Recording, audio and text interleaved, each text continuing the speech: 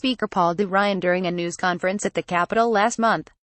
Stephen Crowley of The New York Times, Washington. Speaker Paul Ryan condemned President Trump's blaming of both sides for last week's violence in Charlottesville, VA, but argued during a town hall on Monday night that the president had since repaired the damage he had done. It was not only morally ambiguous, it was equivocating. Mr. Ryan, appearing at a CNN forum from his congressional district in Wisconsin, said of the president's remarks at a news conference last week, one of several instances in which he stoked tensions over the violence.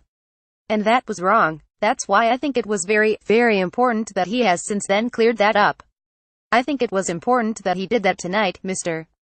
Trump indirectly addressed the violence in Charlottesville on Monday night at the start of his address, laying out his new strategy to jumpstart the faltering campaign against the Taliban and the Islamic State in Afghanistan.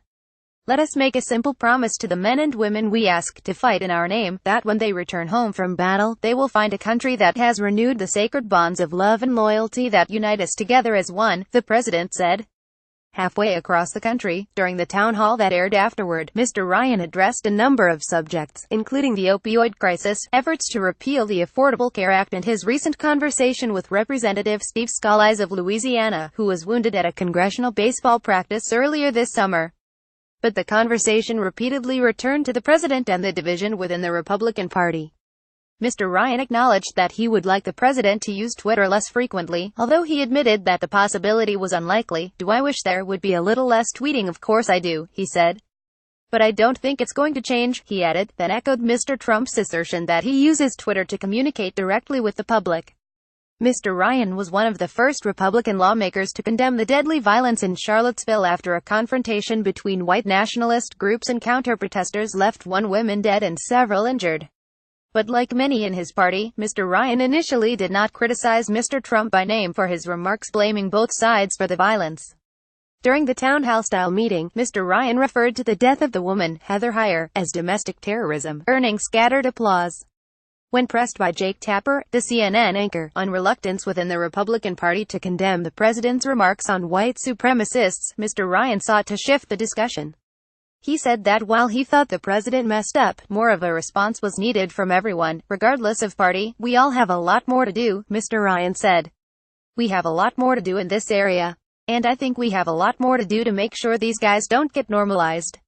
He applauded the president's new strategy on Afghanistan. "We cannot allow another safe haven for terrorists to materialize again," Mr. Ryan said, labeling what he saw as a new Trump doctrine principle realism. For Mr. Ryan, the forum was an opportunity to promote the Republican push to overhaul the tax code before Congress returns from its summer recess. Lawmakers will also confront impending deadlines on the federal budget and the country's borrowing limit, which must be raised by the deadline or risk defaulting on the country's debt obligations. Mr. Ryan, Senator Mitch McConnell of Kentucky, and the Majority Leader and White House officials have said that rewriting the tax code is a priority. "It hasn't been done since the year I got my driver's license, 1986, Mr. Ryan said.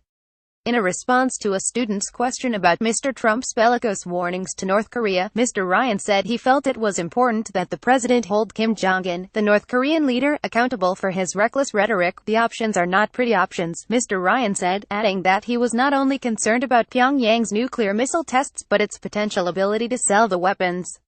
Democrats have criticized Mr. Ryan for going nearly 2 years without holding a traditional town hall open to the public. His events, including meetings over the 4th of July weekend this summer, are often private and consist of pre-submitted questions from the public. CNN pre-selected the attendees at Monday's event, primarily from Mr. Ryan's district, and the questions they asked.